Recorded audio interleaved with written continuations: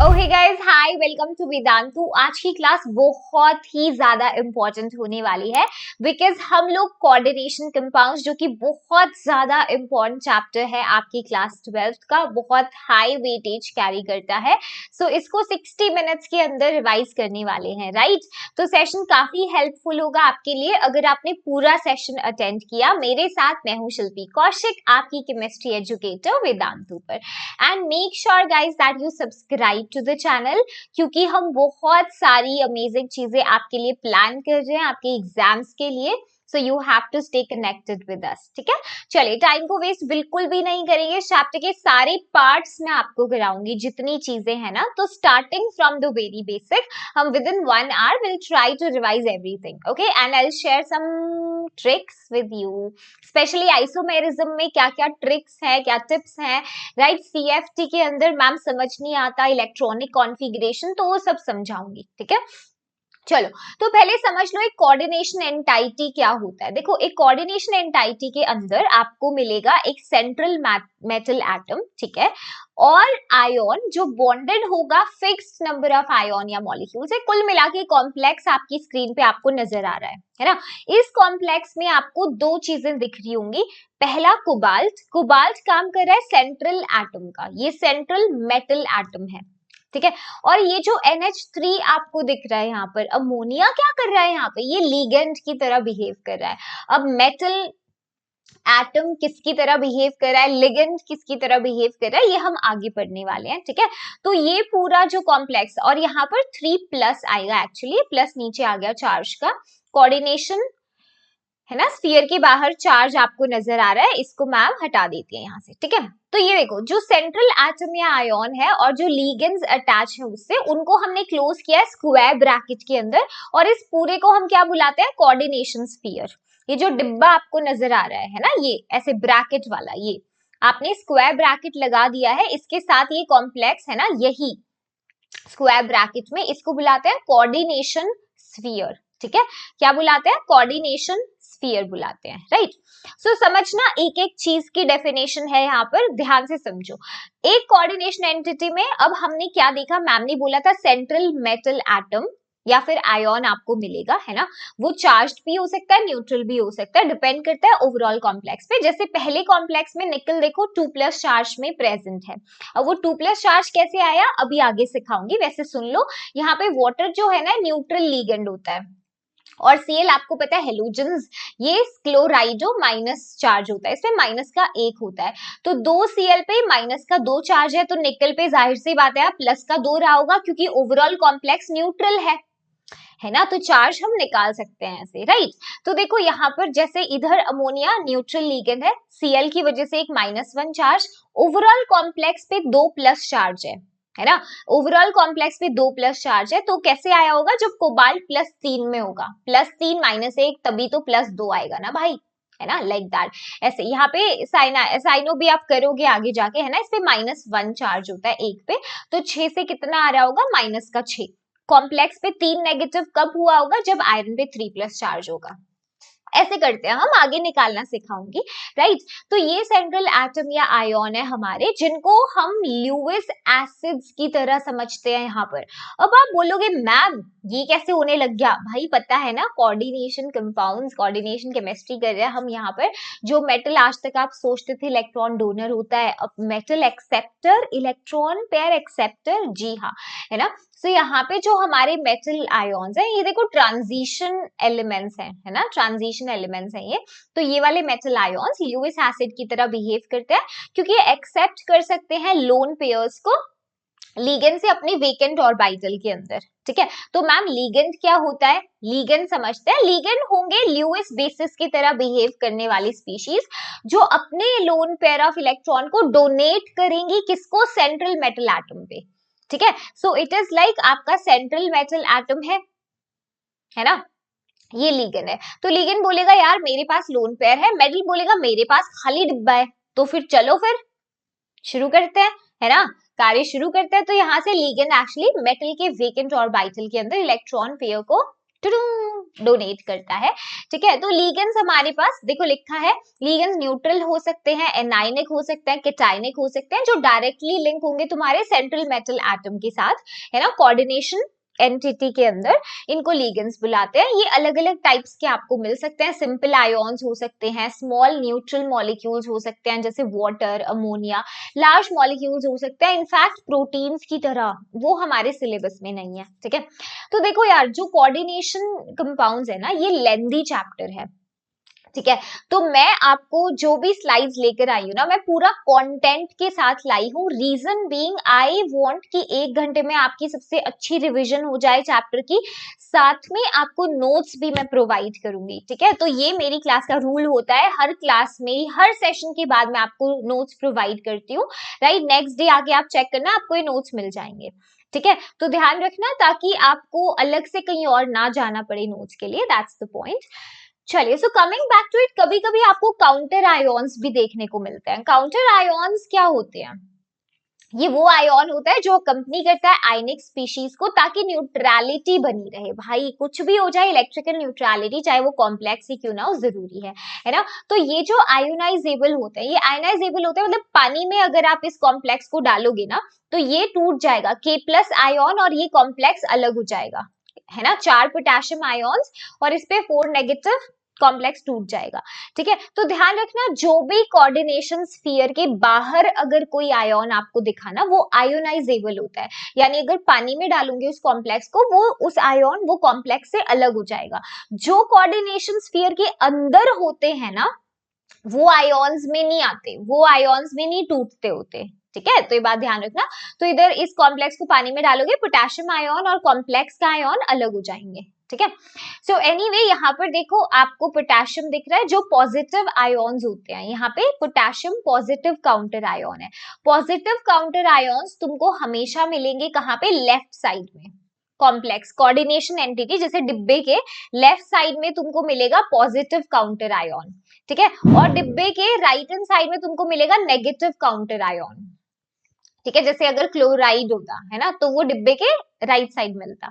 ठीक है, चलिए, छोटी छोटी चीजें हैं ये। और ये देखो कोऑर्डिनेशन नंबर क्या होता है, कभी एग्जाम में पूछे तो बता सकते हो। कोऑर्डिनेशन नंबर सेंट्रल एटम का हम कैसे डिटरमाइन करते हैं? नंबर ऑफ सिग्मा बॉन्ड्स कितने हैं लिगेंड और सेंट्रल मेटल एटम के बीच में, सेंट्रल एटम के बीच में और तुम्हारे लिगेंड के बीच में कितने टोटल सिग्मा बॉन्ड्स बने हैं, है ना, उसको काउंट करके हम कोऑर्डिनेशन नंबर सबके सारा काउंट करना होता है आपको।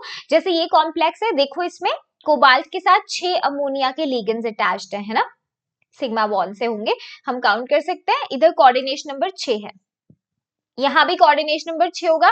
निकल के साथ 4 ही है कार्बोनिल, तो 4 है इसका कोऑर्डिनेशन नंबर, यहाँ भी 4 है।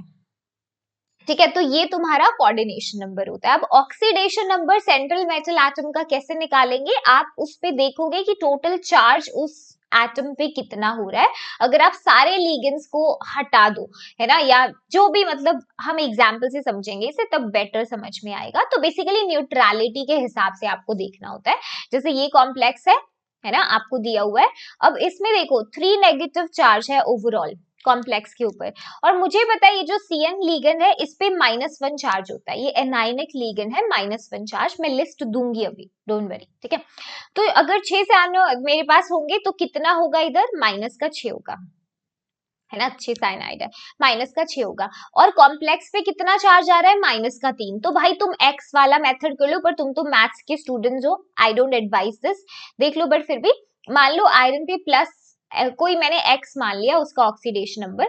ठीक है, 6 CN से कितना आ रहा है? -6। कॉम्प्लेक्स किसके बराबर है? -3। तो यहाँ से सॉल्व करोगे x विल बी -3 प्लस का 6 जो होगा प्लस का 3। तो पता चल गया आयरन पे प्लस का 3 चार्ज है, इतना ऑक्सीडेशन नंबर है उसका। इजी है ना ये बात? हाँ, चलो, तो फिर कॉम्प्लेक्स आपको 2 तरीके के नजर आएंगे जनरली, होमोलैप्टिक कॉम्प्लेक्स और हेट्रोलैप्टिक कॉम्प्लेक्स। होमोलैप्टिक वो होंगे जब मेटल सिर्फ एक ही तरीके के डोनर ग्रुप से बॉन्डेड होगा। तो देखो क्रोमियम सिर्फ उसके आसपास कौन है? NH3 NH3 NH3 NH3 NH3 like that, है ना। अमोनिया एक तरह का लिगेंड है, लेकिन हेट्रो का मतलब ही डिफरेंट होता है। तो इधर एक लिगेंड से तो मेटल का काम नहीं चल रहा, उसने वेराइटी लगाई हुई है अपने आसपास। वो बोल रहा है भाई I am open to ligands. ठीक है, तो ध्यान देना। अब क्लासिफिकेशन हम लिगेंड्स का कैसे करते हैं, on the basis of charge, neutral ligands, positive और नेगेटिव। तो ये आपको ध्यान रखने पड़ेंगे। जैसे अपने पास कार्बोनिल है, ये न्यूट्रल लिगेंड होता है, ठीक है। इथाइलिन डायअमीन, EN करके आपको लिखा होगा शॉर्ट में, ठीक है, ये भी न्यूट्रल लिगेंड है। एक्वा, वाटर, अमोनिया जिसको हम बोलते हैं NH3 NH3 बोल रहे थे, एक्चुअली अमीन होता है ये, ठीक है, यहाँ से कनेक्टेड होगा आपके मेटल के साथ, लाइक दैट, ठीक है। तो ये आपके एग्जाम्पल है न्यूट्रल लिगेंड्स के, ठीक है। फिर पॉजिटिव लिगेंड्स होते हैं हाइड्राजीनियम, नाइट्रोनियम, नाइट्रोसोनियम, बहुत ज्यादा नहीं मिलेंगे, नाइट्रोसोनियम आपको देखने को मिल जाता है, बाकी तो आप जो ये केसेस देखोगे कम मिलेंगे, ठीक है, बट ध्यान होने चाहिए। फिर नेगेटिव लिगेंड्स होते हैं आपके, यही क्लोराइडो, साइनाइडो, CN पे बता रही थी ना मैं, नेगेटिव होता है, 1 नेगेटिव। ब्रोमाइडो, ठीक है, हाइड्रोक्सो पे 1 नेगेटिव होता है। कार्बोनेटो 2 नेगेटिव, थायोसाइनेटो, सल्फेटो, ऑक्सिलेटो, ये ऑक्सैलिक एसिड के 2 हाइड्रोजन निकाल दिए है ना, वही है ये। नाइट्राइटो, तो ये नेगेटिव है, तो इनका चार्ज भी ध्यान रखना होता है आपको, ऑक्सीडेशन नंबर निकालना होता है मेटल का। तो अगर आपको लिगेंड के ऊपर नहीं पता चार्ज, उसका टाइप नहीं पता, तो आप गलत कर दोगे, तो इस लिस्ट को ध्यान रखना, ठीक है। जो इंपॉर्टेंट एग्जाम्पल्स है मैं अटैच कर दे रही हूँ। ओके, फिर क्लासिफिकेशन लिगेंड्स का होता है ना, जो इलेक्ट्रॉन दे रहे हैं उनको भी तो देखें हम, वो किस तरीके से, कितने तरीके के देने वाले आ सकते हैं लिगेंड्स। तो ये डिफरेंट क्लासिफिकेशन होती है, हम उनकी डेंसिटी को डिफाइन करते हैं बेस्ड ऑन कि एक जो हमारा लिगेंड है ना, वो कितने इलेक्ट्रॉन पेयर डोनेट कर सकता है मेटल को, ठीक है, वही उसकी डेंसिटी है। तो बेस्ड ऑन दैट हम डिफरेंट क्लासिफिकेशन करते हैं। मोनोडेंटेट लिगेंड्स, ठीक है, इनके पास एक, दे हैव 1 डोनर एटम, एक ही डोनर एटम होगा, that is they provide only 1 electron pair to the central atom. ये बोलेंगे भाई देखो एक ही है, चाहिए तो बताओ वरना मैं जा रहा हूँ, वो मेटल बोलेगा ले आ भाई तू एक ले आ, कोई बात नहीं। सो ये लिस्ट देखो, यहाँ पर we are having some example of our monodentate ones, ठीक है, सही है बात, है ना। एग्जाम्पल्स को थोड़ा ध्यान में रखना, राइट जी। फिर बाइडेंटेट लिगेंड्स होते हैं हमारे पास।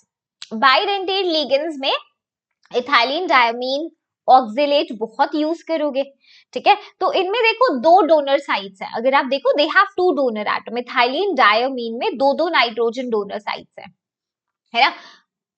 ओके, एंड इधर अगर देते हो ऑक्सिलेट के अंदर भी आप देखो यहाँ से 2 ऑक्सीजन है ना, 2 साइड्स है, ठीक है। तो ये बाइडेंटेट लिगेंड्स होते हैं। ट्राइडेंटेट में 3 मिलेंगी साइड्स, यहाँ देखो 3 नाइट्रोजन एटम की वाया ये कर सकता है, तो 3 डोनर एटम्स होते हैं इनके पास, राइट। डाई इथाइलिन ट्राइअमीन, मैंने सारे एग्जाम्पल अटैच किए, भले ही आपको कम देखने को मिलते हैं कुछ केसेस, है ना, जैसे ये आपको बहुत कम दिखेगा ट्राइडेंटेट लिगेंड, राइट। ये भी एक एग्जाम्पल है ट्राइडेंटेट का, जहां पे 3 डोनर एटम्स हैं, ठीक है। टेट्राडेंटेट में कितने डोनर एटम्स होंगे, 4। NTA उसका एक एग्जाम्पल है कॉमन, तो देख सकते हो कभी कभी पेपर में पूछ लेता है साइट भी, कि बताओ ये वाला जो लिगेंड है ना, इसकी कोऑर्डिनेशन साइड में कौन कौन से एटम्स होते हैं। तो जैसे यहाँ पे तो 3 ऑक्सीजन एटम है, कुछ कुछ लिगेंड्स में वो साइट्स भी अलग होती है, ठीक है।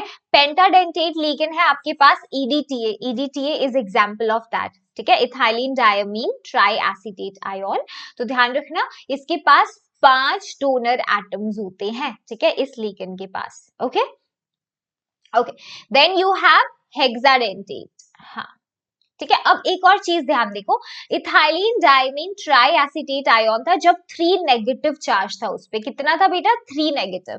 जब उस पे 4 नेगेटिव होगा, EDTA 4 नेगेटिव में आप देखोगे वो हेक्साडेंटेट की तरह काम करता है, ठीक है। ध्यान देना यहाँ पर ट्राई एसीटेट था, ethylene diamine tri acetate ion था, ये 3 नेगेटिव चार्ज था। अब ethylene diamine tetra acetate ion है, ठीक है, तो ये हेक्साडेंटेट लिगेंड की तरह काम करता है, ठीक है। तो ये बेस्ड ऑन डेंसिटी आपके अलग अलग लिगेंड्स है। देन वी हैव एक और क्लासिफिकेशन, एम्बीडेंटेट लिगेंड। ये ऐसे लिगेंड होते हैं जिनकी एक से ज्यादा डोनर साइट होती है। तो आप बोलोगे मैम इनकी भी तो एक से ज्यादा डोनर साइट थी, तो फर्क क्या है बेटा, फर्क ये है कि एक समय पर ये सिर्फ एक ही साइट को यूज कर सकते हैं, एक समय पे एक ही साइट को यूज कर सकते हैं डोनेशन के लिए।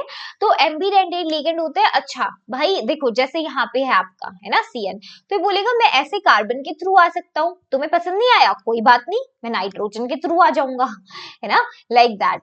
ठीक है, तो यहाँ पर एम्बिडेंटेट लिगेंड्स होते हैं जिनकी एक से ज्यादा डोनर साइड होती है, बट यस एक के थ्रू ही ये अटैक कर सकते हैं। रीजन बीइंग, मान लो जैसे साइनाइड है ना, और ये दोनों कार्बन नाइट्रोजन दोनों करने लगे, तो आप खुद सोच कर देखो भाई, 3 मेंबर्ड की रिंग बनती है, सोचो भी अगर बनाने का, तो 3 मेंबर की रिंग तो बहुत ज्यादा अनस्टेबल होती है ना। तो ये एक तरह से मोनोडेंटेट भी होते हैं और एम्बीडेंटेट भी हम इनको बोल सकते हैं। सो एग्जाम्पल्स मैम ने अटैच कर दिए हैं, ठीक है। द नेक्स्ट इज लिगेंड्स की नेमिंग कैसे की जाए, तो अब ध्यान देना यहाँ पे नॉमेनक्लेचर आने वाला है, ठीक है। नॉमेनक्लेचर के रूल्स यहाँ से शुरू होते हैं, तो ध्यान दीजिए प्लीज। सबसे पहली बात तो भाई ये है, जो केटाइनिक लिगेंड्स है ना, वो उनका नाम ईएम से एंड किया जाता है।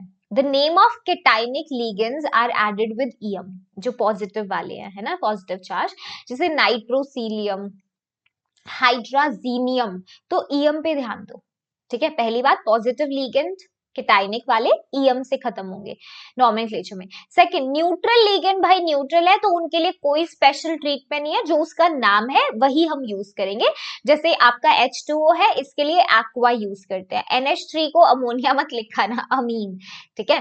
कार्बोनिल है आपके पास, देन NO नाइट्रोसिल है, ठीक है। इनमें से और कौन आपको देखने को मिलेगा, ये इथाइलिन डायोमीन, इथेन 1,2 डायोमीन भी बोल सकते हो, कॉमनली ये दिखेंगे आपको, ठीक है। ओके चलिए, न्यूट्रल वालों का कोई नाम नहीं बिगाड़ना, ठीक है। फिर अगर एनाइनिक लिगेंड्स आ गए, एनाइनिक लिगेंड्स आ गए तो इतने नेगेटिव है, हम उनका नाम बदल के पीछे ओ लगा देंगे, उनको इज्जत ही कम देंगे। हम बोलेंगे अरे नाइट्रेटो इधर आ, कार्बोनेटो एक गिलास पानी, है ना, लाइक दैट, ओए नाइट्राइटो इधर आ, तो हमें पता है वो नेगेटिव है, ठीक है। तो जो एनाइनिक लिगेंड्स है they are ended with O, कार्बोनेटो देख सकते हो, एसीटेटो, है ना, क्लोराइडो कम हेयर, हाइड्रोक्साइडो, साइनाइडो, अमाइडो। तो ध्यान रखना, अब नेगेटिव वाले पता होने चाहिए आपको, है ना, ताकि नाम लिखते हुए गलत ना करो, ठीक है। हाँ, ये चीज नहीं अप्लाई होती अगर कार्बन एटम डोनर की तरह होता है, ठीक है। द एनाइनिक ऑर्गेनिक लिगेंड्स, जहां पे कार्बन डोनर एटम होता है, उनका नाम नहीं बिगाड़ना भाई, वो बोलेंगे हम क्लासी है, हमारे साथ नहीं चलेगा ये सब, ठीक है। तो ये जैसे साइक्लोप्रोपाइल है, ये थोड़ा ऊपर नीचे हो गया है, ठीक है, रिंग नीचे आएगी। मिथाइलिस CH3 नेगेटिव, तो इसको मिथाइलो मत कर देना, ओ मिथाइलो, ये एलाइल है, फिनाइल है, यहाँ पे ये आपकी रिंग है इधर एक्चुअली, ठीक है। साइक्लोप्रोपाइल ऊपर वाली रिंग नीचे है, ठीक है, ये थोड़ा अरेंजमेंट में ऊपर नीचे हो गया, ओके, ध्यान रखना, ठीक है। चलिए अब सारे रूल्स देखो, कैसे नाम देंगे मोनो न्यूक्लियर कोऑर्डिनेशन कंपाउंड्स को। मोनो की मतलब वन, न्यूक्लियर मतलब न्यूक्लियस, एक सेंटर होता है इनके अंदर, है ना, मतलब एक ही सेंटर होगा इनके अंदर, एक ही मेटल एटम होता है, ठीक है। तो ये मोनो न्यूक्लियर कोऑर्डिनेशन कंपाउंड्स को हम कैसे नाम देंगे, जब एक ही सेंट्रल मेटल एटम होगा। तो सबसे पहली चीज तो देखो यार, शुभ काम की शुरुआत अच्छी चीजों से होती है, शुभ काम की शुरुआत पॉजिटिविटी से होती है हमेशा, है ना, ये तो हर जगह का नियम है। तो ऐसे ही जब भी आप नाम देने जाओगे कोऑर्डिनेशन कंपाउंड को, आप पॉजिटिव आयोन को सबसे पहले ढूंढोगे, केटायन को हमेशा पहले नाम दिया जाता है, ठीक है।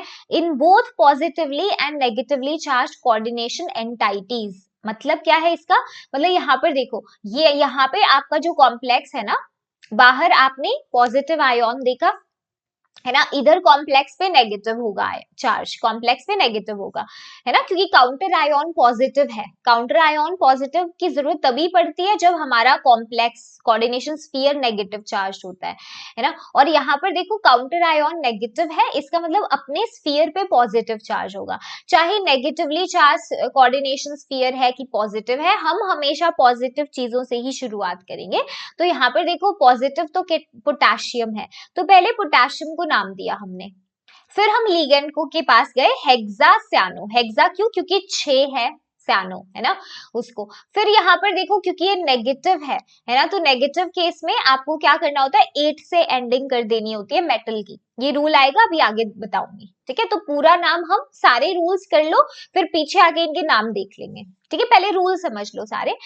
तो केटाइन का नाम भाई पहले लिखा जाएगा, साफ बात है, ओके। इधर भी देखो केटाइन को पहले लिखा है, केटाइन कौन है, इधर अपना कॉम्प्लेक्स केटाइनिक है, कॉम्प्लेक्स केटाइनिक है क्योंकि काउंटर आयोन नेगेटिव है, तो इसलिए पहले कॉम्प्लेक्स को नाम देंगे हम, कोऑर्डिनेशन स्फीयर को, कोऑर्डिनेशन स्फीयर को नाम देंगे पहले क्योंकि वो पॉजिटिव है, ठीक है।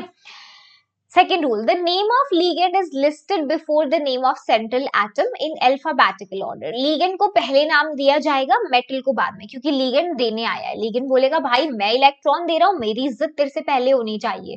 ठीक है, तो ligands को पहले लिखते हैं, वो भी मल्टीपल ligands के केस में you have to follow alphabetical order. ठीक है, जैसे यहाँ पर देखो अमीन भी है, ब्रोमाइडो भी है, क्लोराइडो भी है, इथाइलिन अमीन भी है, मिथाइल अमीन भी है. तो हम अल्फाबेटिकली इनको नाम देंगे. तो पहले ए वाले को नाम दिया अमीन, फिर बी ब्रोमाइडो, फिर सी क्लोराइडो, फिर लास्ट में मिथाइल, और फिर मेटल बोलेगा मैं आऊं, हाँ अब तुम आ जाओ. प्लैटिनम 2 क्या है उसकी ऑक्सीडेशन स्टेट, कैसे निकालेंगे वी विल डिस्कस. ठीक है, ऐसे ही नेक्स्ट वाला है. तो second rule is clear, right. Third rule कहता है जो प्रीफिक्सेस हैं भाई, डाई, ट्राई एटसेट्रा, उनको यूज किया जाता है to indicate the number of the one kind of ligands in coordination entity. ठीक है, तो मतलब अगर एक से ज्यादा तो डाई, ट्राई ऐसे करो. ठीक है, अब डाई, ट्राई वहां पर अगर कभी कभी क्या होता है लिगेंड के नाम में ही डाई, ट्राई मौजूद होता है. जैसे यहाँ पर देखो ये वाला लिगेंड PPH3 करके जिसको आपने शॉर्ट में लिखा है, ये ट्राइफिनाइल फॉस्फीन होता है, ट्राइफिनाइल फॉस्फीन. तो इसमें तो पहले से ट्राई आ रहा है, मतलब लिगेंड के नाम में ही डाई, ट्राई अगर आ जाए तो उनके लिए फिर प्रीफिक्स आपको यूज करना पड़ता है ऐसे, बिस 2 के लिए बिस, ट्रिस 3 के लिए, टेट्रा किस 4 के लिए, एटसेट्रा ऐसे करना पड़ता है. ठीक है, ध्यान रखना इस रूल को. फोर्थ देखो ये वही पॉइंट है, अगर एनाइनिक कॉम्प्लेक्स है, अगर कोऑर्डिनेशन स्फीयर है ना एनाइनिक है, तो मेटल का जो नाम होगा उसके पीछे 8 लगा देंगे. ठीक है, 8 क्यों, उसने नेगेटिव चार्ज होना कॉम्प्लेक्स पे, मतलब उसने इलेक्ट्रॉन खाए हैं उधर, है ना, तो उसने 8 किया है, खाया है, 8 लगा दो उसमें. 8 इज यूज्ड टू रिप्लेस वो इज्जत उससे निकाल देनी है. ठीक है, तो ये आपके रूल है. अब मैं पीछे जाके इन एग्जाम्पल्स को दिखाती हूँ, ध्यान दो. जैसे ये वाला इजी था, पोटेशियम, हेक्सासियानो और फेरेट. फेरेट क्यों, क्योंकि ये स्फीयर अपना एनाइनिक है. ठीक है, ओके. अब आयरन पे चार्ज कितना है, देखो बाहर पोटेशियम पे प्लस चार्ज, इधर 6, सैनो से माइनस का 6, तो जाहिर सी बात है इधर कितना रहा होगा, प्लस का 2 रहा होगा, +4 -4 तभी बैलेंस होगा ना भाई, है ना.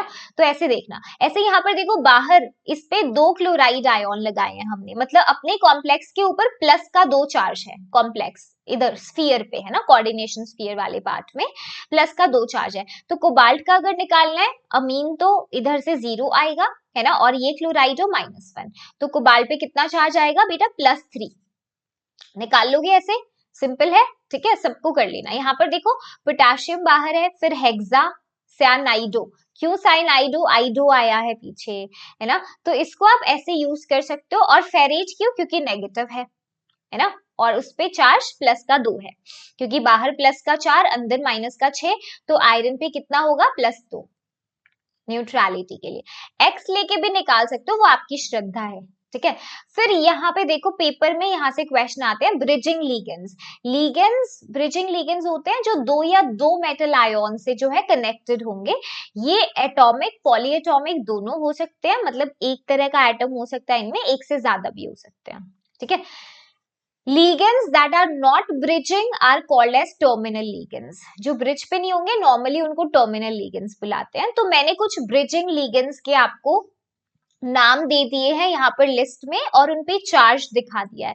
तो बेटा इसको प्लीज ध्यान में रखना. देखो लिगेंड्स का थोड़ा याद रखना पड़ेगा, कोऑर्डिनेशन केमिस्ट्री में ये चीज आपको याद रखनी पड़ेगी, है ना.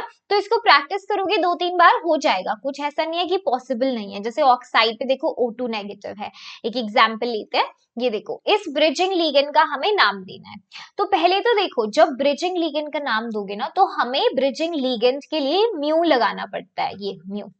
ठीक है, उसको इज्जत देनी पड़ती है. यहाँ पे 3 अलग अलग तरीके से नाम लिख के दिखाया है. मेरे को पर्सनली ये वाला चॉइस अच्छा लगता है कि जिसमें आप सबसे पहले पकड़ के ब्रिजिंग लिगेंड को नाम दे दो, वहां से शुरू करो. ठीक है, तो म्यू ऑक्सो, ये ओ कौन सा है अपना, यही वाला है. ठीक है, ओके. ठीक है, म्यू ऑक्सो. फिर उसके बाद देखो अपने पास कौन है, अमीन है ना, कितने 5, तो आई कैन से पेंटा अमीन. ठीक है, अब पेंटा अमीन भी अगर आप देखो तो इधर भी 5 अमीन है, इधर भी 5 अमीन है.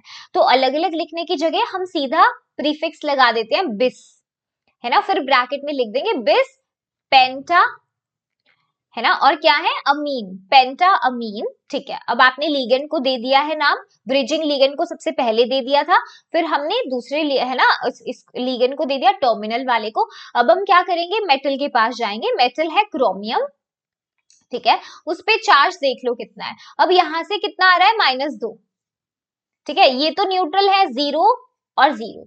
अब बाहर देखो कितना चार्ज है, प्लस का चार्ज है ना, तो प्लस का 4 है, इसका मतलब क्रोमियम पे कितना होगा, क्रोमियम पे कितना होगा, बताओ बताओ, सोचो, क्रोमियम पे कितना होगा भाई, एक क्रोमियम पे भाई 3 होगा, क्योंकि यहां से 3, यहां से 3, 6, 6 में से 2 गए 4, तभी तो आएगा ना प्लस का 4। एक्स लेके भी कर सकते हो, आई डोंट माइंड इट, ठीक है, तो आपका आंसर यही आएगा 3 को रोमन में दिखाना है और पीछे आयोन लिख देना है। इजी है, ब्रिजिंग लिगेंड का केस पेपर में दे सकता है, ठीक है। चलो अब हम वर्नर्स थ्योरी पे जाते हैं, काफी इंपॉर्टेंट है वर्नर की थ्योरी। इन्होंने कॉन्सेप्ट दिया था प्राइमरी और सेकेंडरी वैलेंसी का मेटल आयोन के लिए, ठीक है। अब उन्होंने बहुत खूबसूरत चीज की थी, उन्होंने एक्सपेरिमेंटल टेक्निक करके दिखाया था कि भाई देखो, मैं बहुत सारे कोऑर्डिनेशन कंपाउंड्स ले रहा हूं, मैं उनकी फिजिकल और केमिकल बिहेवियर को स्टडी कर सकता हूं कुछ टेक्निक्स के वाया। अब मैं आपको दिखाती हूँ इनका एक एक्सपेरिमेंट, ठीक है। ये एक्सपेरिमेंट था जिसने वर्नर थ्योरी को राइज किया। तो ध्यान से देखो, बहुत भाई यहाँ से सवाल आते हैं, दिस इज इंपॉर्टेंट, यहाँ से ऐसे क्वेश्चन पूछता है। जैसे देखो, प्लीज ध्यान देना, इसको समझना क्या मैम बता रही है। वो बोल रहा है कि आपने 4 टेस्ट ट्यूब ले ली, पहले केस में अगर आप 1 मोल इस कॉम्प्लेक्स का लेते हो, आपने लिया, ठीक है, और उसको ट्रीट किया एक्सेस सिल्वर नाइट्रेट के साथ, तो आपने क्या पाया, आपने ये पाया कि भाई इस केस में 3 मोल सिल्वर क्लोराइड प्रेसिपिटेट हो गया, ठीक है।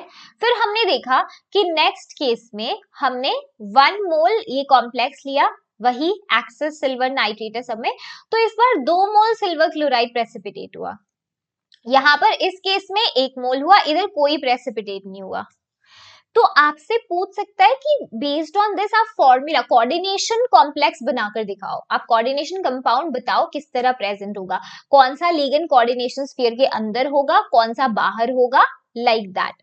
तो इस एक्सपेरिमेंट से आप बता सकते हो कैसे। देखो, मैम ने आपको शुरू में भी एक बात बताई थी कि जैसे मान लो आपके पास Ml6 और बाहर कुछ X है, ये कोई कॉम्प्लेक्स है, तो जब आप कॉम्प्लेक्स को पानी में डालोगे तो मैम ने बोला था जो बाहर वैलेंसीज होती हैं वो आयोनाइजेबल होती हैं, बोला था। तो इसको पानी में डालोगे ना, तो ये प्लस माइनस यहां से ऐसे टूटेगा, ठीक है, यहां से ये अलग हो जाएगा आयन, ये आयन अलग हो जाएगा, अंदर से कोई आयन निकल के नहीं आएगा, ठीक है। तो आयोनाइजेबल वैलेंसी वही होती है जो कोऑर्डिनेशन स्फीयर के बाहर पड़ी हुई हो, ठीक है।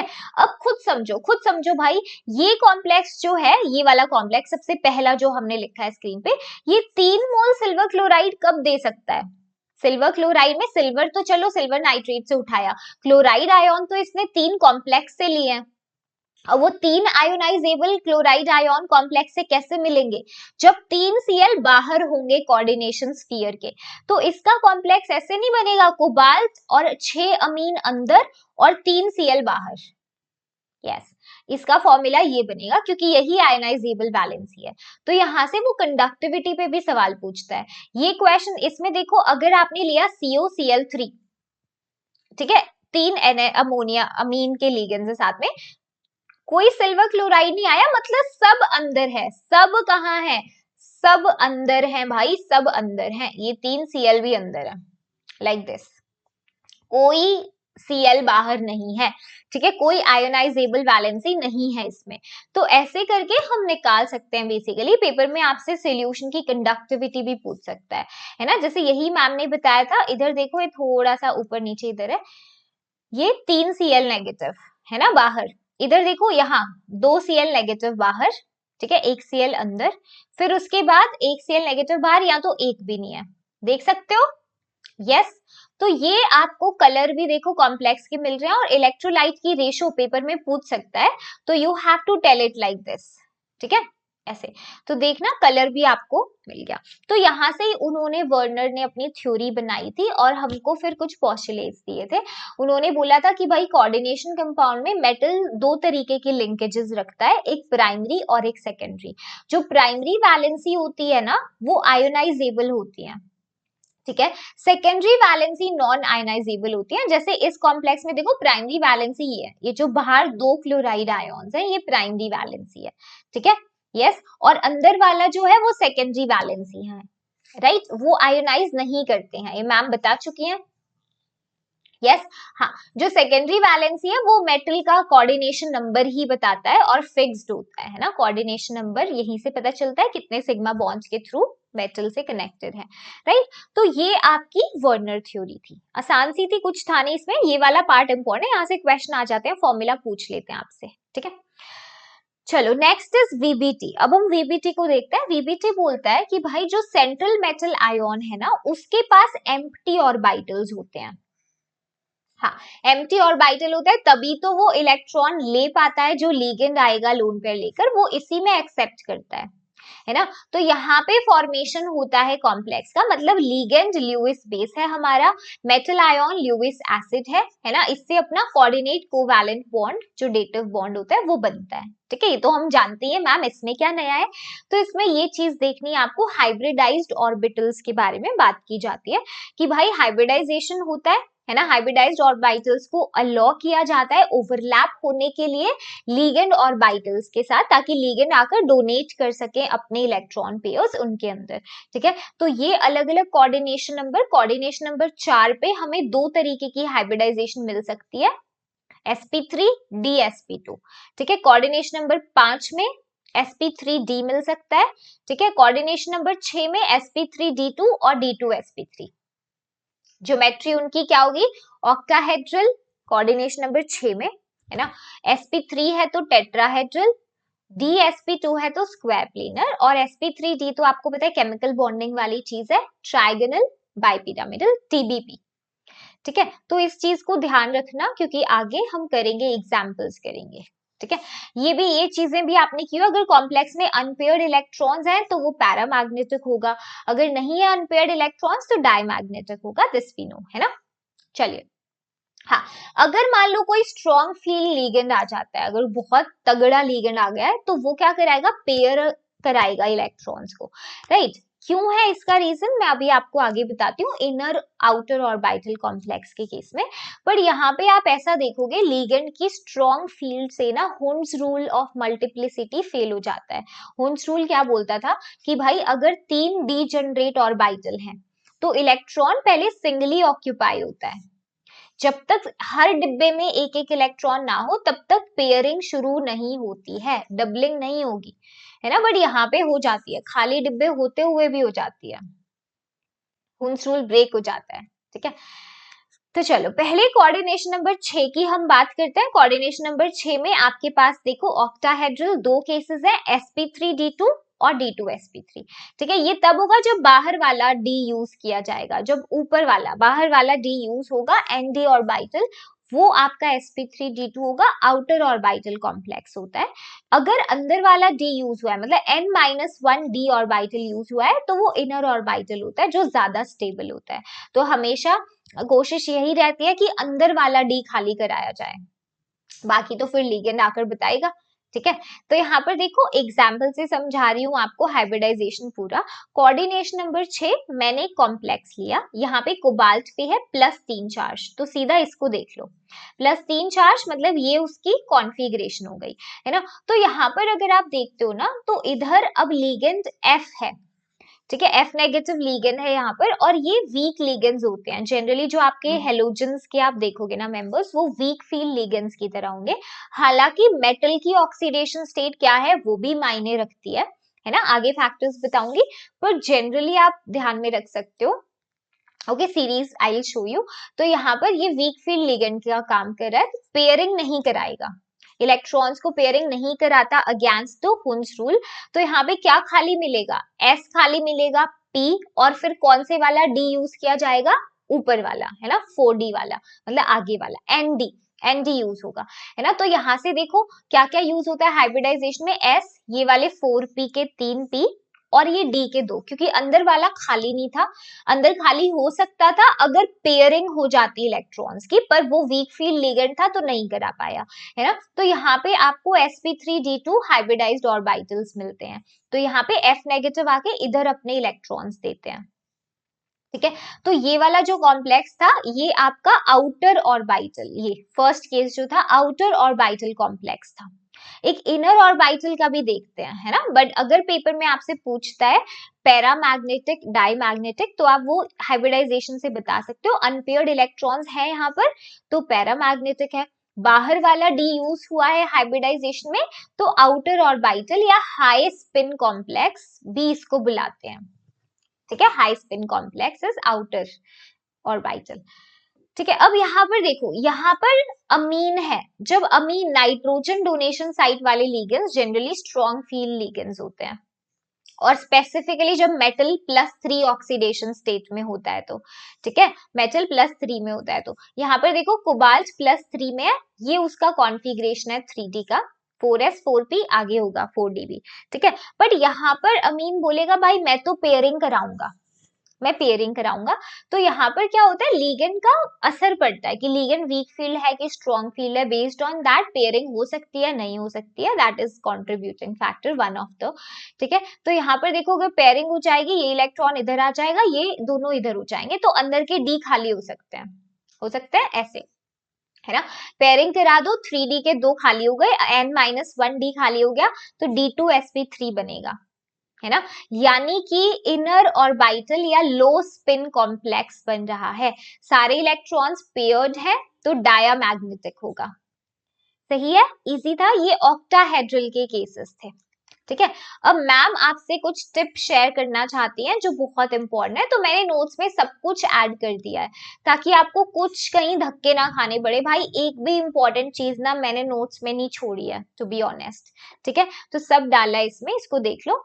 देखो ध्यान रखना, जब ऑक्टाहेड्रल कॉम्प्लेक्स होते हैं आपके पास, जिनमें सेंट्रल मेटल एटम या आयन की कॉन्फ़िगरेशन D1, D2, D3 हो, है ना, यानी इलेक्ट्रॉन कितने हैं आपके पास, 1 2 3, यहां तक मैक्सिमम D1 D2 D3, है ना। तो वो कॉम्प्लेक्स हमेशा इनर ऑर्बिटल कॉम्प्लेक्स बनेंगे regardless of nature of ligand. फर्क नहीं पड़ता लिगेंड आपका स्ट्रॉन्ग फील्ड है या वीक फील्ड है, D1 D2 D3 कॉन्फ़िगरेशन वाले तो हमेशा 2 डिब्बे डी के खाली पड़े होंगे। अंदर वाला, ये अंदर वाला डी है, n-1 डी है, तो देखो इसके 2 डिब्बे खाली हैं, अगला ये S से उठा लेगा और 3 ये P के उठा लेगा, है ना, NS NP से ले लेगा। तो इस केस में तो हमेशा D2sp3 होगा, क्योंकि भाई ऑब्वियसली लिगेंड असर ही नहीं डाल रहा है, लिगेंड क्योंकि 2 डिब्बे पहले से ही खाली है, लिगेंड के आने से पहले ही। लिगेंड बोलेगा यार तुम्हारे पास तो अंदर खाली है, तो मेरी फील्ड से क्या फर्क पड़ता है, तुम तो मेरे बिना ही D2sp3 बना रहे हो, तो हमेशा इनर ऑर्बिटल कॉम्प्लेक्स बनेगा। एग्जाम्पल यहाँ अटैच कर दिया, कोई भी केस उठाकर देख लो, है ना, यहाँ पे कॉन्फ़िगरेशन वही है, D1 होगी, D2 या D3 होगी, तो वो अंदर इनर ऑर्बिटल बनाएंगे। ठीक है, अगर ऑक्टाहेड्रल कॉम्प्लेक्स में कॉन्फ़िगरेशन आपके मेटल आयन की D8, D9 या D10 हो, तो वो हमेशा आउटर ऑर्बिटल कॉम्प्लेक्स बनाएंगे, क्योंकि पेयरिंग के बाद भी 2 डी खाली नहीं हो पाएंगे। भाई 2 डी खाली चाहिए, हम 1 डी का क्या करेंगे, है ना, तो 2 डी खाली चाहिए होते हैं जो नहीं हो पाएंगे यहाँ पर, इसीलिए इनके केसेस में हमेशा आउटर ऑर्बिटल कॉम्प्लेक्स बनेगा। तो पहले तो इनको पहचान लिया करो, D1 D2 D3 है, D8 D9 D10 है, इन पे लिगेंड का असर ही नहीं पड़ेगा। बीच में है कोई केस तो लिगेंड देखोगे आप, खाली हो सकता है डी या नहीं हो सकता। Okay, works like that. चलिए फिर कोऑर्डिनेशन नंबर 4 है आपका sp3 tetrahedral, DsP2 square planar. ठीक है, तो यहाँ पे 2 केसेस ये होते हैं। अब वही है, टेट्राहेड्रल होगा जब बाहर वाला है ना आपका ये NS और NP ऑर्बिटल यूज हो रहा है, आउटर ऑर्बिटल कॉम्प्लेक्स। अगर n-1 डी एक खाली हो जाए, NS और NP खाली, NS NP तो मिलेंगे ही ऊपर, है ना, बट अंदर वाला n-1 डी मिल जाए, तो ये इनर ऑर्बिटल कॉम्प्लेक्स DsP2 बनाता है। अगर एक डी खाली मिल जाए अंदर वाला, यहाँ पे तो एक S और तीनों P ऊपर वाले ही यूज हो रहे हैं, है ना, तो ये टेट्राहेड्रल sp3 में है, इधर DsP2 है। अब एग्जाम्पल के साथ समझते हैं ताकि क्लियर हो जाए अच्छे से। देखो निकल है 4, मैंने फिर से देखो Cl है तो वीक फील्ड लिगेंड का काम करेगा, है ना, और वैसे निकल +2 में है, तो ये कॉन्फ़िगरेशन यहाँ से 2 इलेक्ट्रॉन निकल गए 4s के, तो ये है। है ना। क्या क्लोराइड पेयरिंग कराएगा? नहीं कराएगा। तो चुपचाप ये क्या करेगा, sp3 बना लेगा। ये बोलेगा लीगेंड को तो कुछ मदद ही नहीं करनी भाई, तो मैं ये एक 4s 3 4 पे यूज करके sp3 बना लूंगा, हाइब्रिडाइजेशन। ठीक है, तो ये है sp3 हाइब्रिडाइज्ड ऑर्बिटल्स। पैरामैग्नेटिक है क्योंकि अनपेयर्ड इलेक्ट्रॉन है, टेट्राहेड्रल इसकी ज्योमेट्री होगी, आउटर ऑर्बिटल कॉम्प्लेक्स बनेगा। ठीक है, इजी है। अब यहाँ पे देखो साइनाइड, ये तो बोलेगा चिल्ला चिल्ला के इसके आते ही पेयरिंग हो जाएगा, बोलेगा भाई मैं स्ट्रॉन्ग फील लेके दो, यस मैं पेयरिंग कराऊंगा। तो यहाँ पर देखो ये निकल आयोन की कॉन्फ़िगरेशन है और इधर गुंजाइश है, एक डी खाली हो सकता है अगर आप इनकी पेयरिंग करा दो, तो एक डी खाली हो जाएगा अंदर वाला, देखो ये वाला, ये डी खाली हो गया, DsP2, DsP2 बन गया। तो ये आपका इनर ऑर्बिटल कॉम्प्लेक्स होगा, और यहाँ पर देखो कोई अनपेयर्ड इलेक्ट्रॉन नहीं है, तो ये डायमैग्नेटिक है, ज्योमेट्री स्क्वायर प्लेनर होगी। इजी है ना, इंटरेस्टिंग है ये वाली चीज काफी। चलो अब ये टिप नंबर 2, जैसे मैम ने वो टिप बताई थी लिगेंड का असर कहाँ नहीं पड़ता है, तो ये भी देखो जितने भी आपके पास 4D सीरीज 5D सीरीज के एलिमेंट्स होते हैं, है ना, इनके साथ सारे लिगेंड्स स्ट्रॉन्ग फील्ड लिगेंड्स की तरह बिहेव करते हैं। मतलब जब भी आपके पास सेंट्रल मेटल एटम या आयन 4D या 5D सीरीज का होगा ना, तो उसमें सारे लिगेंड्स स्ट्रॉन्ग फील्ड लिगेंड की तरह बिहेव करेंगे।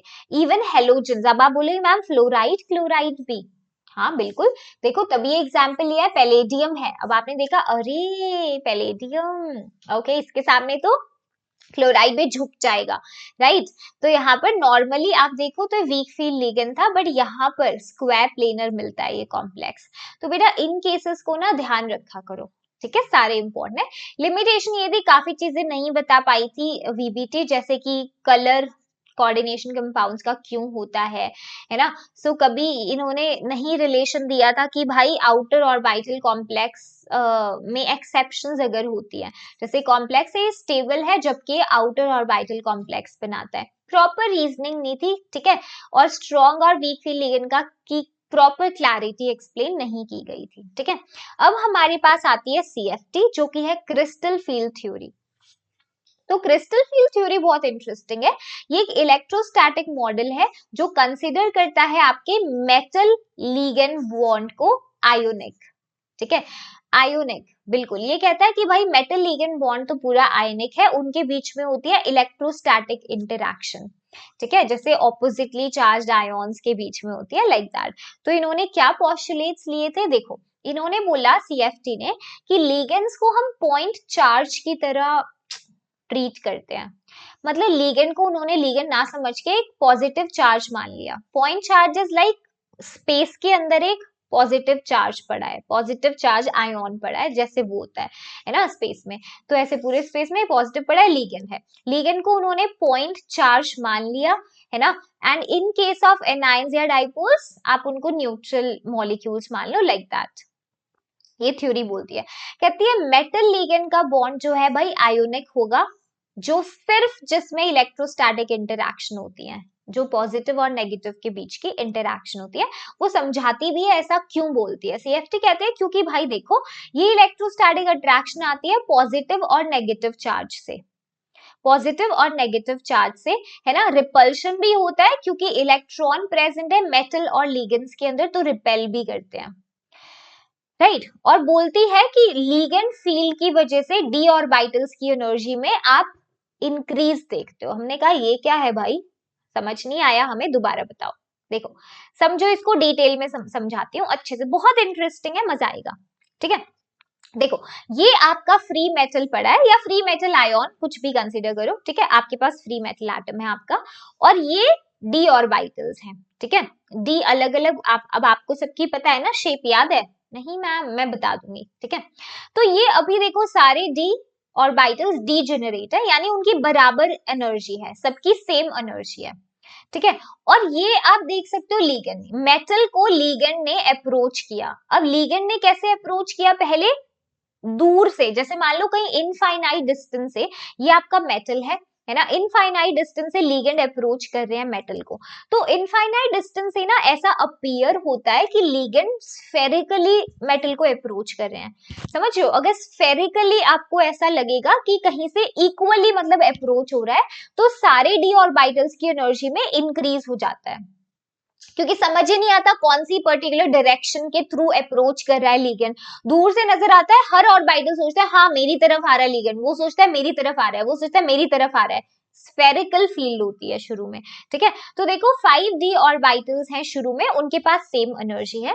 ये डीजेनरेसी अभी भी मेंटेन रहेगी जब स्फेरिकली सिमेट्रिकल फील्ड लगाई जाती है, मतलब जब लिगेंड स्फेरिकली अप्रोच करते हैं, जो बहुत दूर से जब आते हैं तो स्फेरिकली फील्ड लगती है, ठीक है। तो अभी भी डीजेनरेट रहेंगे, सिर्फ फर्क इतना आया 5 की कम एनर्जी थी ऑर्बिटल की, जैसे लिगेंड ने अप्रोच करना शुरू किया इनकी एनर्जी बढ़कर ऊपर आ गई, ठीक है, इंक्रीज हो गई एनर्जी, ठीक है। अब धीरे धीरे लिगेंड पास आया तो समझ आया यार लिगेंड तो एक पर्टिकुलर डायरेक्शन के अलोंग आ रहा है, ये तो स्फेरिकल फील्ड थी ही नहीं, है ना। अब नजर आता है कि ये तो फील्ड दरअसल अनसिमेट्रिकल थी। ये कब पता चलता है, जब लिगेंड थोड़ी पास आते हैं, ठीक है।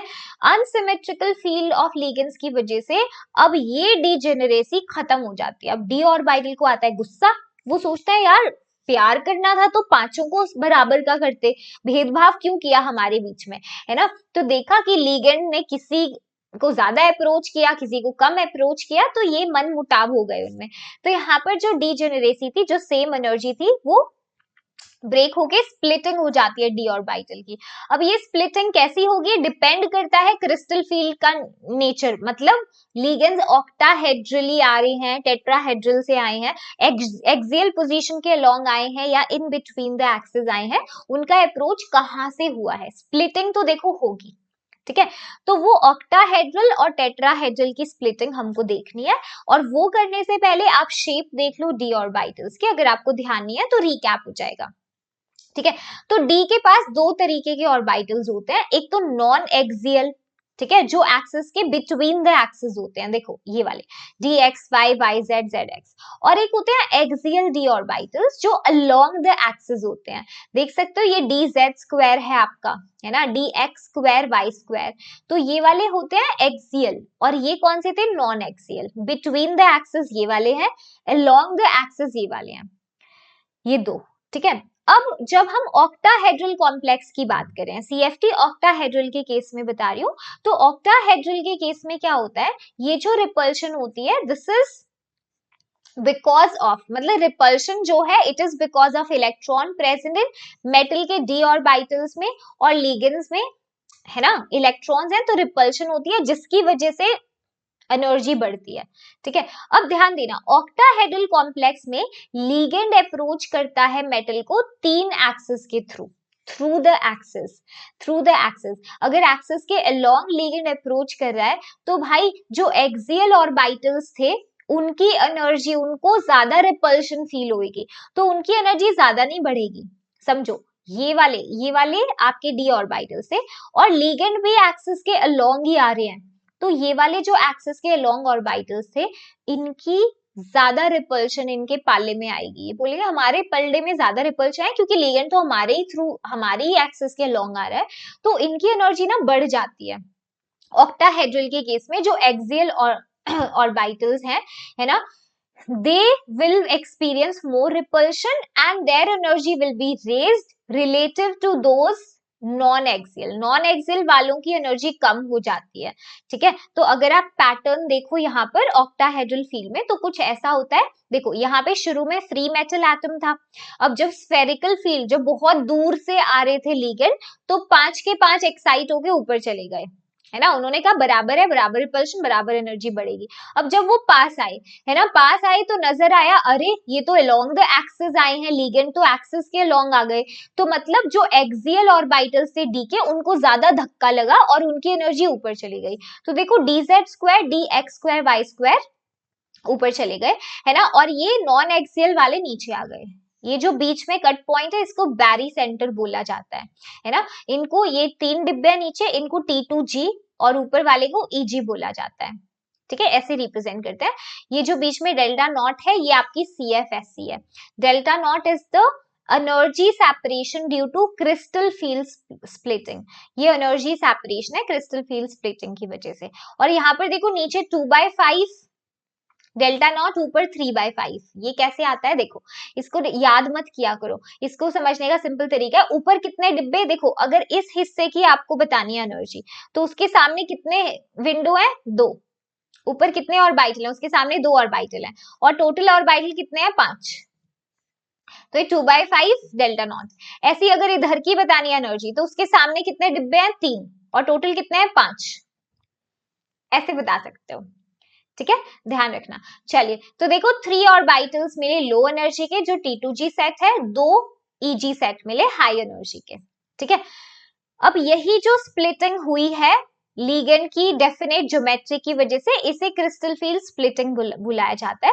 और ये डेल्टा नॉट जो है ये आपका CFSE है, crystal field splitting energy. Crystal field stabilisation energy अलग चीज होती है, इसको वो मत मानना। एनर्जी कितने से इंक्रीज डिक्रीज हुई वो समझा दिया, ठीक है।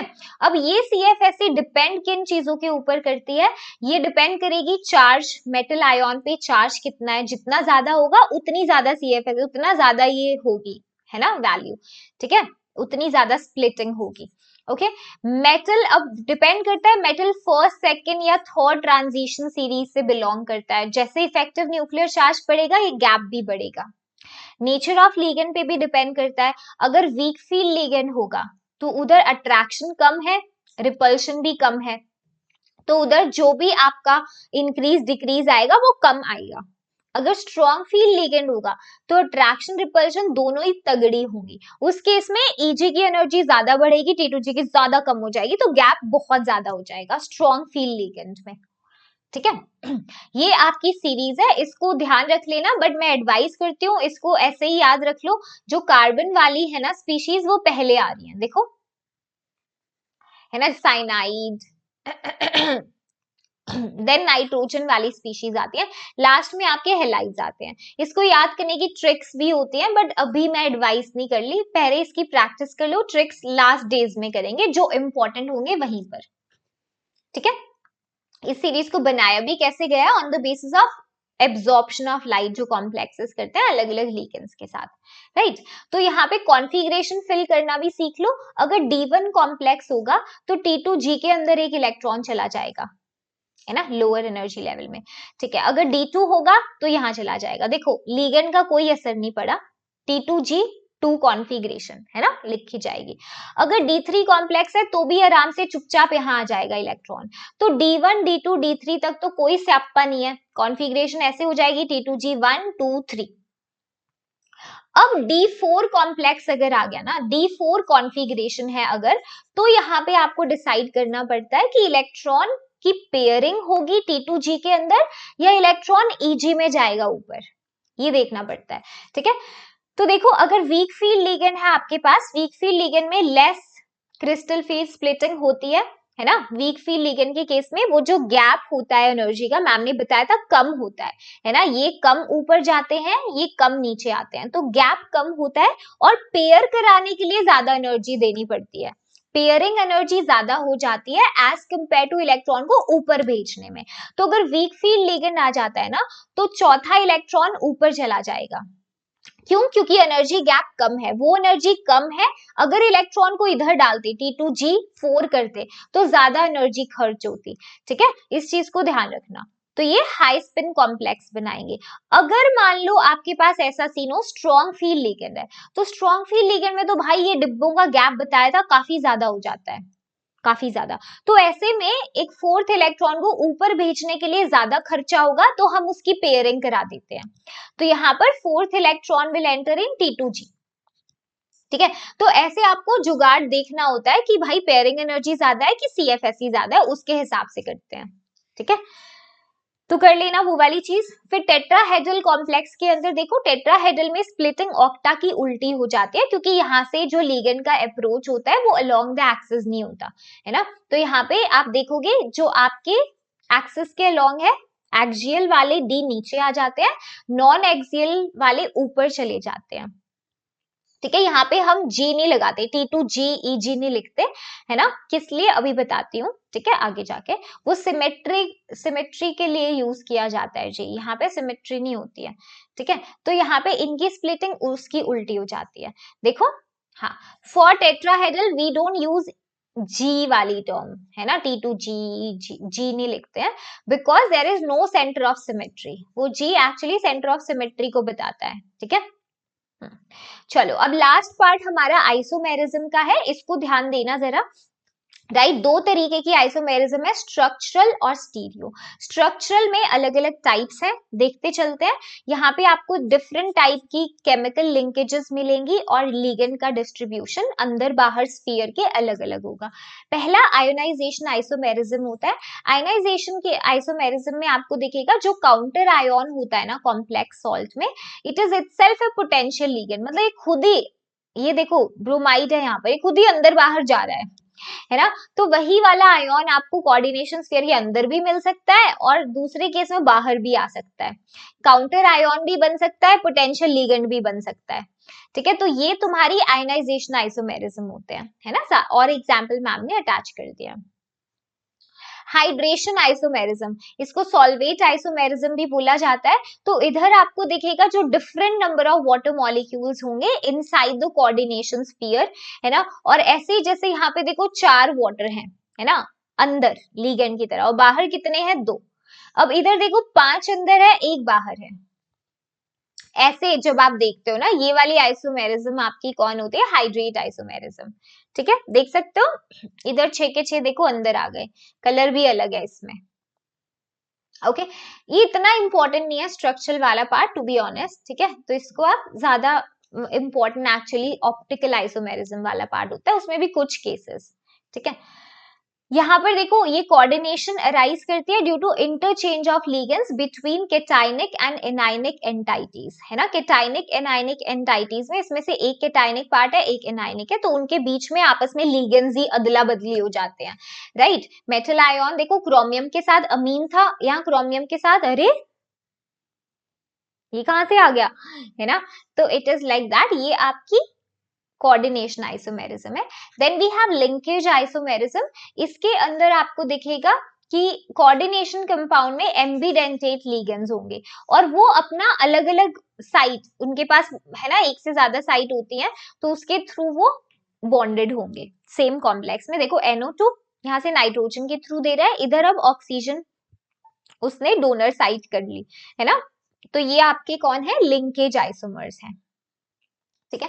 देन लिगेंड आइसोमेरिज्म होता है, इसके अंदर आपको दिखेगा स्टोइकियोमेट्रिक कॉम्पोजिशन तो सेम रहेगा, देखो कॉम्पोजिशन सेम है, सेम मॉलिक्यूलर फॉर्मूला भी लगेगा, लेकिन कनेक्टिविटी लिगेंड के साथ अलग अलग होगी, है ना। लिगेंड के साथ कनेक्टिविटी अलग होगी, देखो ये लिगेंड का एग्जाम्पल भी लिया हुआ है हमने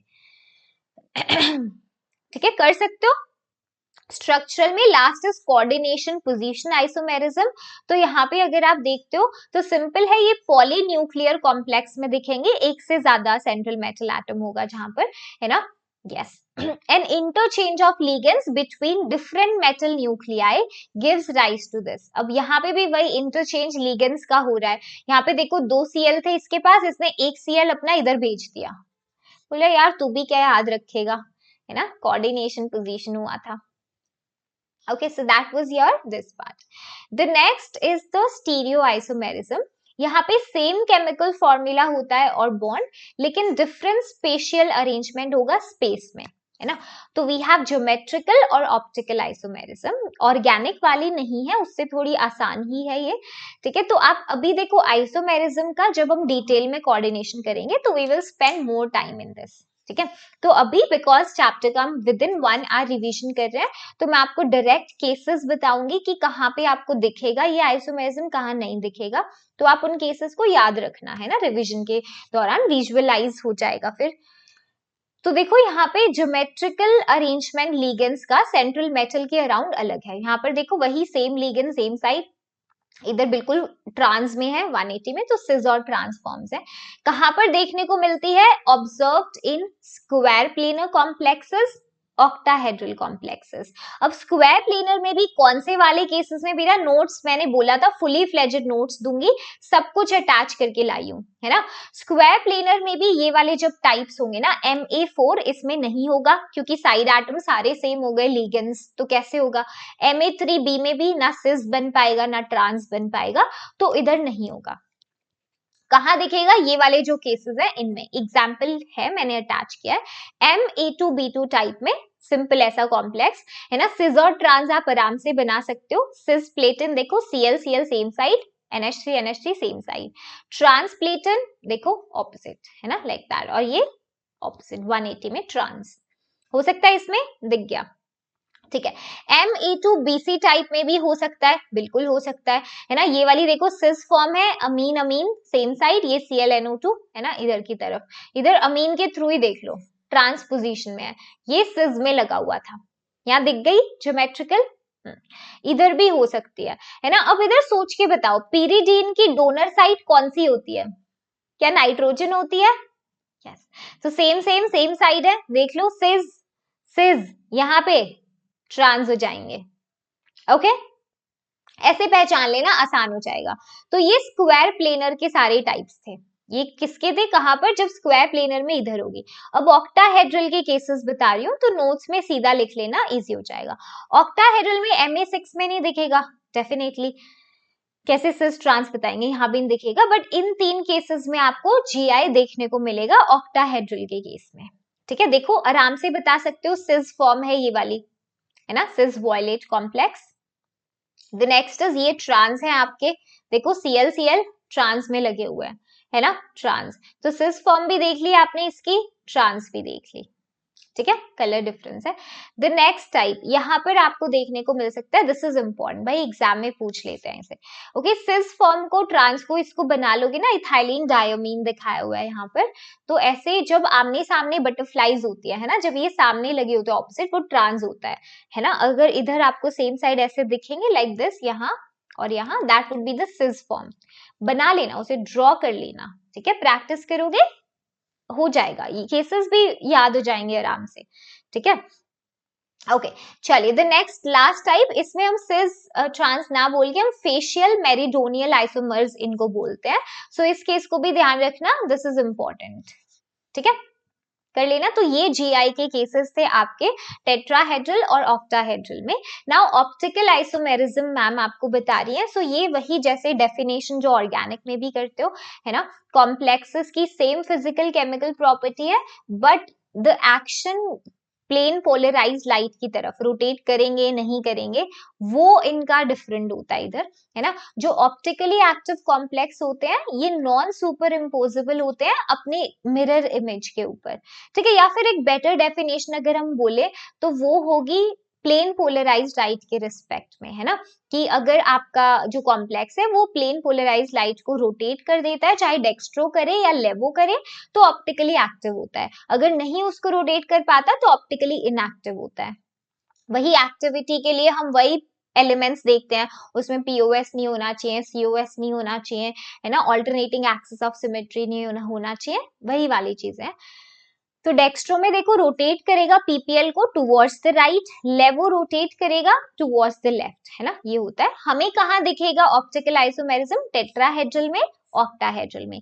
क्या स्क्वायर प्लेनर में दिखेगा, नहीं दिखेगा, क्योंकि वहां पर प्लेन ऑफ सिमेट्री होती है, तो अगर POS हो गई, साफ साफ उनमें प्लेन ऑफ सिमेट्री हो गई है स्क्वायर प्लेनर में, तो आप देख सकते हो, सिंपल है ना, आपने काट दिया उसे, तो ऑप्टिकल एक्टिविटी की तो बात ही नहीं करेंगे, पहले ही इनएक्टिव हो गया। तो टेट्राहेड्रल में कौन से टाइप्स में दिखेगी optical isomerism, only MABCD metal के साथ चारों लिगेंड्स अलग लगे होंगे, ठीक है, ताकि अगर आप देखते हो तो non superimposable mirror image आपको मिलेगी। ऑक्टाहेड्रल में सिर्फ सिस फॉर्म में आपको दिखेगी, तो ये वाले केसेस होंगे ऑक्टाहेड्रल के, है ना, ऑप्टिकल आइसोमेरिज्म के सिस वाले, ये वाली फॉर्म्स ध्यान रखना, ठीक है। एग्जाम्पल मैम ने अटैच कर दिया, देखो सिस आइसोमर है आपका ये वाला, तो इधर आपको कोई सिमेट्री एलिमेंट मिलेगा ही नहीं सिस फॉर्म में, देखो ना POS है ना COS है, कैसे काटोगे, कहीं से भी नहीं मिलेगा, है ना, और ऊपर से non superimposable mirror image मिल रही है, नॉन मतलब एक दूसरे के ऊपर उठा के रखोगे तो नहीं इम्पोज है ना, मिरर इमेज है लेकिन नॉन सुपर इम्पोजेबल होगा, उठा के रखोगे तो वो उस पे कवर नहीं कर पाएगा अच्छे से, ठीक है। ये नेक्स्ट वाला टाइप देखो, इधर भी कोई सिमेट्री एलिमेंट नहीं मिलेगा आपको, है ना। एग्जाम्पल मैम ने अटैच किया, ये वाला टाइप बेटा इंपॉर्टेंट होता है, बच्चे इसको विजुअलाइज करके कहते हैं इसमें पीओएस है, बट नहीं होता है इसमें, ठीक है। तो बच्चों को इसमें पीओएस दिख जाता है तो भाई कृपया आंखें खोल के देखें, नहीं है इसके अंदर, ओके। लास्ट टाइप यहाँ पर भी आपको मिलेगा, देखो सिज फॉर्म में ही मिल रहा है सब में, तो इधर कोई सिमेट्री एलिमेंट नहीं होगा, तो ये वाले केसेस हैं आपके जो ऑप्टिकल आइसोमेरिज्म दिखाएंगे, एंड ये वाला लास्ट केस, ठीक है। तो ये चैप्टर हमने किया है, इसका आंसर मुझे कमेंट सेक्शन में चाहिए, तो प्लीज मैम को बताना, ओके। अब सेशन क्योंकि 1 घंटे में करना था तो वी हैव डन इट, ठीक है। अब अगर अलग से चैप्टर करना है तो हम अलग से सेशन लेंगे, उसमें बहुत अच्छे से डिटेल में हर चीज करेंगे। इस सेशन का ऑब्जेक्टिव था क्विक रिवीजन, जिसने पहले पढ़ा होगा कोऑर्डिनेशन, ठीक है, फॉर दैट। चलिए, that's it for today's class, I hope you enjoy the session. तो वीडियो को लाइक जरूर करना एंड चैनल को सब्सक्राइब कर लेना। Thank you guys, I will see you next time, bye.